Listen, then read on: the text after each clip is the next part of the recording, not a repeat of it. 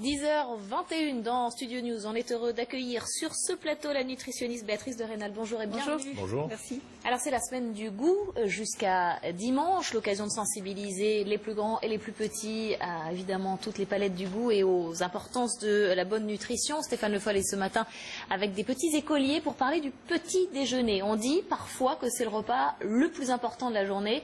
Est-ce que c'est vrai?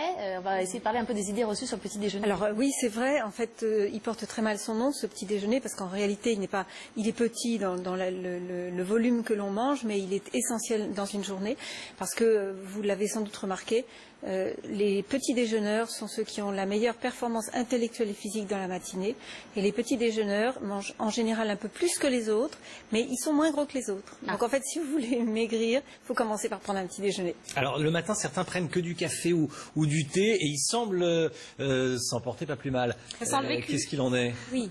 Alors en réalité, si vous voulez, nous ne sommes pas tous pareils. Donc on va dire aux gens en général qu'il faut prendre un petit déjeuner, mais après, chacun va le faire un petit peu comme il a envie, parce que c'est d'abord un repas intime. Vous savez, c'est un repas qu'on prend essentiellement tout seul ou en famille réduite, vraiment. Bon. C'est vraiment un repas intime où on a besoin de beaucoup plus que le reste, c'est-à-dire de se faire plaisir. Donc c'est pour ça qu'en France, le petit déjeuner est essentiellement glucidique. Il y a toujours un peu de confiture, un peu de bonnes choses comme ça. Et cette confiture, finalement, elle est essentielle parce qu'elle va donner un petit peu de sucre qui va commencer, c'est un petit peu le starter, qui va commencer, après vous aurez la digestion du reste de votre repas, etc. En route. Voilà. Mais qui est-ce qui vous a dit de prendre un petit déjeuner au saut du lit? Les gens qui se lèvent à l'arrache comme ça, et puis ça sert à rien d'avaler les choses. Il ne faut pas prendre un petit déjeuner parce qu'il faut et avaler à toute vitesse quelque chose. Prenez le temps. Il faut se lever plus tôt?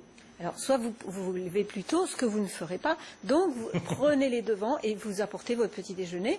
Et sur votre trajet ou lorsque vous êtes arrivé à destination, prenez 10 minutes, un quart d'heure et vous mangez tranquillement votre petit déjeuner. Alors, rapidement, les idées reçues. Est-ce qu'il faut absolument un jus de fruits au petit déjeuner? Est-ce qu'il faut du thé, du café? Alors, rien n'est obligatoire. Mauvais? Non, rien n'est obligatoire au petit déjeuner.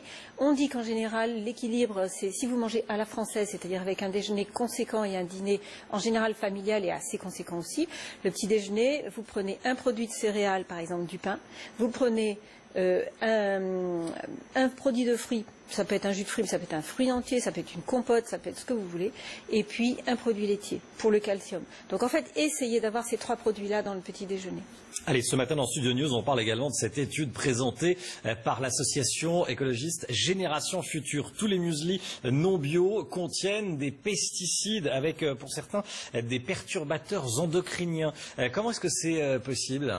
Alors, lorsque vous cultivez des céréales, lorsque vous les récoltez, ces céréales, elles vont avoir tendance à moisir. Et donc, pour pas qu'elles moisissent, parce que la moisissure est extrêmement toxique, on met des pesticides, on met des produits pour protéger ça.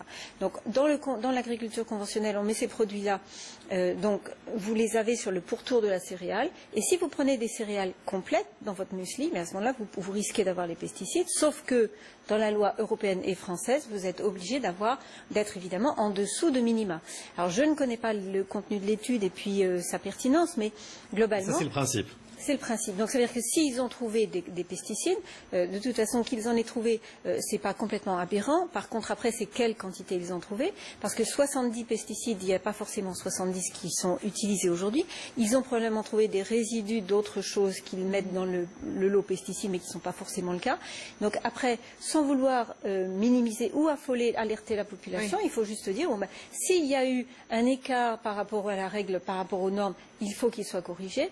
Mais vérifions d'abord si cet écart est là. Et s'il n'y a pas de pesticides, ça veut dire qu'il peut y avoir cette moisissure, ça veut dire qu'il peut y avoir aussi des dangers dans le bio où il n'y a pas de pesticides justement. Alors, le bio, effectivement, il n'a pas de pesticides, mais par contre, il peut y avoir la moisissure, mais tout ça est contrôlé, parce que, évidemment, ça peut être dangereux. Donc, tout ça est contrôlé. Donc, si vous voulez, normalement, ce qui est dans les rayons, il est apte à la consommation. S'il y a un écart, il faut qu'il soit corrigé. Donc je ne sais pas si cette étude-là met en évidence un écart ou juste il faut voir ça de plus près.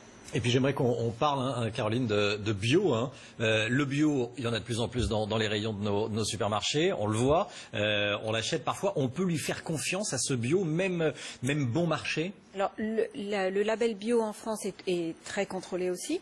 Donc, il y a des organismes certificateurs indépendants, donc qui ne sont pas payés par l'industriel ou par le fabricant de bio, ni par je ne sais qui. Donc, normalement, ces produits-là sont contrôlés. C'est pareil, il peut y avoir toujours un accident de parcours, mais vous pouvez faire confiance.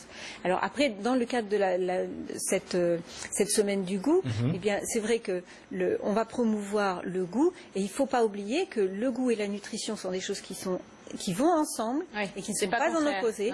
Donc c'est parce que ça vous fait plaisir que c'est bon, et c'est parce que c'est bon que ça vous satisfait, que c'est bon pour la nutrition. Donc en fait, si vous faites marcher ensemble le goût et la nutrition, là vous avez évidemment toute la valeur de la gastronomie française, qui est en fait, il faut savoir que la journée du la semaine du goût, elle fait partie de notre patrimoine maintenant.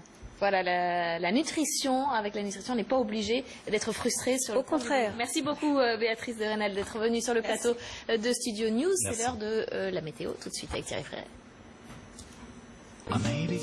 Regardez votre météo avec Century 21.